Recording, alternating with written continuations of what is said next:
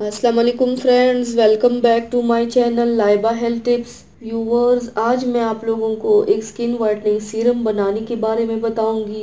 ये serum glow serum से बिल्कुल अलग है। ग्लो सीरम स्किन को यूथफुल ग्लोइंग बनाता है और ये स्किन वाइटनिंग सीरम स्किन को फेयर और वाइटन बनाता है। साथ ही स्किन को ब्लेमिशेस स्पॉट को ट्रीट करता है।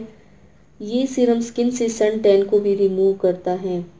व्यूवर्स, इस सीरम को आप बस 1 महीने तक यूज़ कीजिए और प्लीज़ मुझे अपना एक्सपीरियंस कमेंट बॉक्स में लिखिए। मैं श्योर हूँ कि आपको इसका रिजल्ट 100% मिलेगा। तो चलिए शुरू करते हैं, पर इसके पहले प्लीज़ मेरे चैनल को सब्सक्राइब कर लीजिए और बेल आइकन को दबाइए एवरी लेटेस्ट ब्यूटी अपडेट को सबसे पहले पाने के लिए। इसके लिए आप लोगों को चाहिए 1 चाय का चम्मच मिल्क पाउडर, 1 चाय का चम्मच शहद, 1 चाय का चम्मच नींबू का रस ले और आधा चाय का चम्मच बादाम का तेल इसमें मिक्स करें।